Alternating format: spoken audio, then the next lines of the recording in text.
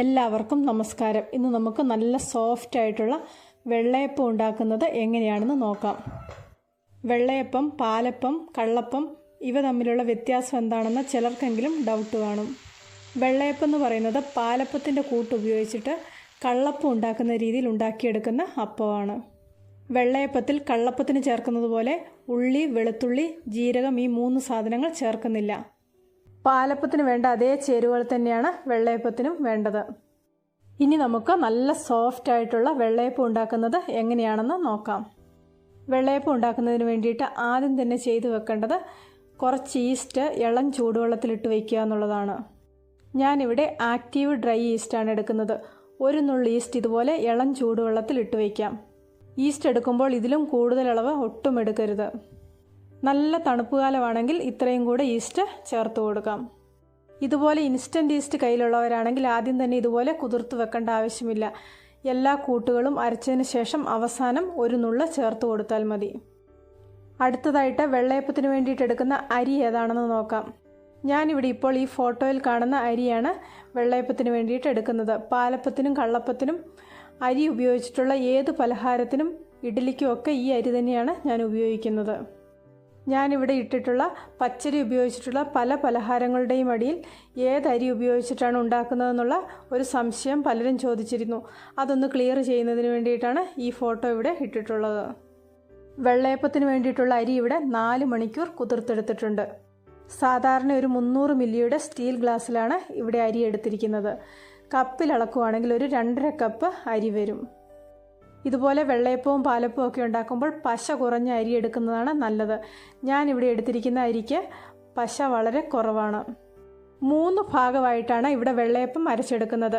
ആദ്യത്തെ സെറ്റിൽ പകുതി അരി വളരെ കുറച്ച് വെള്ളം ഉപയോഗിച്ച് നന്നായിട്ടൊന്ന് അരച്ചെടുക്കാം. അരി അരച്ചതിൽ നിന്ന് 1/4 കപ്പ് ഒരു പാത്രത്തിലേക്ക് മാറ്റുന്നുണ്ട്. 1/4 കപ്പ് എന്ന് പറയുമ്പോൾ 4 ടേബിൾ സ്പൂൺ അളവ് വരും. അതിനുശേഷം ഇതിലേക്ക് ഒരു 1/4 കപ്പ് വെള്ളവും കൂടെ ഒഴിച്ചു കൊടുക്കാം. അതായത് എടുത്തിരിക്കുന്ന അരി അരച്ചതിൻ്റെ 3 ഇരട്ടി വെള്ളം. ഇനി ഇതൊന്ന് ഇളക്കി കൊടുക്കാം. അതിനുശേഷം ചെറിയ തീയിൽ അടുപ്പത്ത് വെച്ചൊന്ന് കുറുക്കിയെടുക്കാം.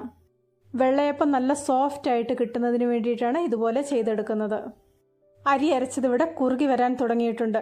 ഇതിനി നന്നായിട്ടൊന്ന് കുറുക്കിയെടുക്കാം. ഇതുപോലെ കുറുക്കിയെടുക്കുന്ന അരിമാവ് നന്നായിട്ട് തണുത്തതിന് ശേഷം മാത്രമേ അരച്ചെടുക്കാൻ പാടുള്ളൂ. ചൂടോടുകൂടി അപ്പത്തിൻ്റെ ബാറ്ററിലേക്ക് ചേർത്തിട്ടുണ്ടെങ്കിൽ അപ്പം സോഫ്റ്റായിട്ട് കിട്ടില്ല.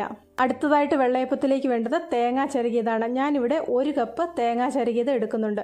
ഇതിലും കൂടുതലോ കുറവോ ചേർത്താലും കുഴപ്പമൊന്നുമില്ല. രണ്ടാമത്തെ സെറ്റ് അരിയുടെ കൂടെ ഈ തേങ്ങയും കൂടെ അരച്ചെടുക്കാം. വെള്ളയപ്പത്തിന് അരയ്ക്കുമ്പോൾ പ്രത്യേകം ശ്രദ്ധിക്കണം. വളരെ കുറച്ച് വെള്ളം ഉപയോഗിച്ചിട്ട് വേണം അരച്ചെടുക്കാൻ. ഇനി അഥവാ വെള്ളം കൂടുതൽ വേണമെന്നുണ്ടെങ്കിൽ പിന്നീട് ചേർത്ത് കൊടുക്കാം. ബാക്കി പകുതി അരിയും തേങ്ങ ചിരകിയതും ആവശ്യത്തിനുള്ള ഉപ്പും വളരെ കുറച്ച് വെള്ളവും കൂടെ ചേർത്ത് രണ്ടാമത്തെ സെറ്റും അരച്ചെടുക്കാം. വെള്ളയപ്പത്തിന് അരയ്ക്കുമ്പോൾ വളരെ കുറച്ച് വെള്ളം ഉപയോഗിച്ചിട്ടേ അരച്ചെടുക്കാൻ പാടുള്ളൂ. വെള്ളം ആവശ്യമാണെന്ന് തോന്നിയാൽ അത് പിന്നീട് ചേർത്ത് കൊടുക്കാം. രണ്ടാമത്തെ സെറ്റും ഇവിടെ നന്നായിട്ട് അരച്ചെടുത്തിട്ടുണ്ട്. ഇനി ഇത് ആദ്യം അരച്ച മാവിൻ്റെ കൂടെ ചേർത്ത് കൊടുക്കാം. ഇതുപോലെ വെള്ളയപ്പത്തിന് അരച്ചത് ഒഴിച്ചു വെക്കുമ്പോൾ കുറച്ച് വലിപ്പമുള്ള പാത്രത്തിൽ വേണം ഒഴിച്ചു വെക്കാൻ. ഇനി മൂന്നാമതായിട്ട് നേരത്തെ കുറുക്കി വെച്ചിരിക്കുന്ന അരിമാവ് മിക്സിയിലേക്ക് ചേർത്ത് കൊടുക്കാം. ഈ സമയമാകുമ്പോഴേക്ക് അരിമാവ് നന്നായിട്ട് തണുത്ത് വന്നിട്ടുണ്ട്. അടുത്തതായിട്ട് ഇതിലേക്ക് ചേർത്ത് കൊടുക്കുന്നത് 1/2 കപ്പ് ചോറാണ്. 120 മില്ലിയുടെ ഒരു കപ്പിലാണ് ചോറ് ഇവിടെ അളന്നെടുത്തിരിക്കുന്നത്. കുറച്ച് വെള്ളം ഒഴിച്ച് ഇതും കൂടി ഒന്ന് അരച്ചെടുക്കാം. ഇപ്പോൾ ചോറ് അരച്ചെടുത്തിട്ടുണ്ട്. ഇതും കൂടി ഈ നേരത്തെ അരച്ചതിൻ്റെ കൂടെ ചേർത്ത് കൊടുക്കാം. ഇവിടെ ഇപ്പോൾ വെള്ളയപ്പത്തിൻ്റെ ചേരുവകളെല്ലാം അരച്ചെടുത്തിട്ടുണ്ട്. ഇനി അടുത്തതായിട്ട് ഇതിലേക്ക് ചേർത്ത് കൊടുക്കുന്നത് നേരത്തെ കുതിർത്ത് വെച്ചിരിക്കുന്ന ഈസ്റ്റാണ്. ഈസ്റ്റ് ഇനി ഇതിലേക്ക് ചേർത്ത് കൊടുക്കാം. ഈസ്റ്റ് ചേർത്തതിന് ശേഷം ഈ മാവ് നന്നായിട്ടൊന്ന് ഇളക്കി കൊടുക്കണം. വീഡിയോ ഒന്ന് ശ്രദ്ധിച്ചിട്ടുണ്ടെങ്കിൽ മനസ്സിലാവും മാവ് ഇവിടെ നന്നായിട്ട് കുറുകിയാണ് ഇരിക്കുന്നത്. ഇതിലേക്കൊരു 1/4 കപ്പ് വെള്ളവും കൂടെ ചേർത്ത് കൊടുക്കുന്നുണ്ട്. പാലപ്പത്തിൻ്റെ മാവ് പോലെ ലൂസായിട്ട് എടുക്കേണ്ട ആവശ്യമില്ല. കള്ളപ്പത്തിൻ്റെ മാവിൻ്റെയൊക്കെ ഒരു പരുവത്തിലാണ് ഇതിലേക്ക് വെള്ളം ചേർത്ത് കൊടുക്കേണ്ടത്. അതിനുശേഷം ഇത് കൈകൊണ്ട് നന്നായിട്ടൊന്ന് ഇളക്കി മിക്സ് ചെയ്യണം. ഇതുപോലെ കൈകൊണ്ട് മിക്സ് ചെയ്തെങ്കിൽ മാത്രമേ ഇത് നന്നായിട്ട് മിക്സ് ചെയ്ത് കിട്ടുകയുള്ളൂ. ഈ മാവ് പൊങ്ങിയതിന് ശേഷം ഇളക്കി കൊടുക്കുന്നില്ല. അതുകൊണ്ട് നന്നായിട്ടൊന്ന് ഇളക്കിയതിന് ശേഷം വേണം ഇത് റെസ്റ്റ് ചെയ്യാൻ വേണ്ടി വയ്ക്കാൻ. മാവ് നന്നായിട്ട് ഇളക്കിയതിന് ശേഷം ഒരു 8 മണിക്കൂർ റെസ്റ്റ് ചെയ്യാൻ വേണ്ടിയിട്ട് വയ്ക്കുന്നുണ്ട്. 8 മണിക്കൂറൊക്കെ ആകുമ്പോഴേക്കും ഇത് നന്നായിട്ട് പൊങ്ങി വരും. മാവ് പൊങ്ങി വരുന്ന സ്റ്റേജിൽ വെള്ളയപ്പം ഉണ്ടാക്കുന്നതാണ് ഏറ്റവും നല്ലത്. ആ സമയത്താണ് ഏറ്റവും സോഫ്റ്റ് ആയിട്ടുള്ള വെള്ളയപ്പം കിട്ടുന്നത്. മാവ് പൊങ്ങിയതിന് ശേഷം താഴ്ന്നു പോയിട്ടുണ്ടെങ്കിൽ നല്ല സോഫ്റ്റ് ആയിട്ടുള്ള വെള്ളയപ്പം കിട്ടില്ല. മാത്രമല്ല വെള്ളയപ്പം വല്ലാണ്ട് പുളിച്ചും പോകും. പൊങ്ങി വന്ന മാവിന് മുകളിലേക്കായി 1 സ്പൂൺ പഞ്ചസാര വിതറി കൊടുത്തിട്ടുണ്ട്. പഞ്ചസാര ചേർത്തതിന് ശേഷം ഇത് അടി കൂട്ടി ഇളക്കരുത്. ഈ വീഡിയോയിൽ കാണുന്നത് പോലെ ഒന്ന് ചെയ്തു കൊടുത്താൽ മാത്രം മതി. പഞ്ചസാര ഓട്ടോമാറ്റിക്കായിട്ട് താഴേക്ക് ഇറങ്ങി വന്നോളും. ഇവിടെ ഇപ്പോൾ വെള്ളയപ്പം ചുടാനുള്ള പാകത്തിന് മാവായി വന്നിട്ടുണ്ട്. ഇവിടെ ഒരു ഇരുമ്പിൻ്റെ ദോശക്കല്ലിലാണ് വെള്ളയപ്പം ചുട്ടെടുക്കുന്നത്. അതിലേക്ക് കുറച്ച് എണ്ണ തടവി കൊടുക്കുന്നുണ്ട്. എണ്ണ തടവി കൊടുത്തതിന് ശേഷം മാവ് ഇതുപോലെ ഒഴിച്ചു കൊടുക്കാം. അതിനുശേഷം ചെറുതായിട്ട് ഇതുപോലെ ഒന്ന് ആക്കി കൊടുക്കാം. ദോശയൊന്നും പരത്തുന്നത് പോലെ പരത്തരുത്. ഈ ഒരു രീതിയിലല്ല, കുറച്ചും കൂടെ ചെറിയ വെള്ളയപ്പമാണ് ഉണ്ടാക്കുന്നതെങ്കിൽ ഇതുപോലെയുള്ള ദോശക്കല്ലിൽ 3 എണ്ണം ഒന്നിച്ച് ചുട്ടെടുക്കാം. സാധാരണയായിട്ട് ഈ ഒരു വലുപ്പത്തിലാണ് വെള്ളയപ്പം കിട്ടാറ്. ആ ഒരു സൈസിൽ തന്നെയാണ് ഞാനിവിടെ വെള്ളയപ്പം ഉണ്ടാക്കിയെടുക്കുന്നത്. അടുത്തതായിട്ട് ഒരു നോൺ സ്റ്റിക്ക് പാനിൽ കൂടി വെള്ളയപ്പം ഉണ്ടാക്കുന്നുണ്ട്.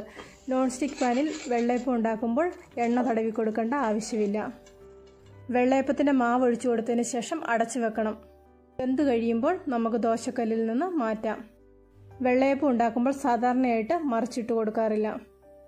എല്ലാവരും ഒരു പ്രാവശ്യം ഇതുപോലെയൊന്ന് വെള്ളയപ്പം ഉണ്ടാക്കി നോക്കുക. തീർച്ചയായിട്ടും നിങ്ങൾക്കിത് ഇഷ്ടപ്പെടും. ഇന്നത്തെ റെസിപ്പി ഇഷ്ടപ്പെട്ടെങ്കിൽ ലൈക്ക് ചെയ്യാനും ഷെയർ ചെയ്യാനും അഭിപ്രായങ്ങൾ അറിയിക്കാനും മറക്കണ്ട.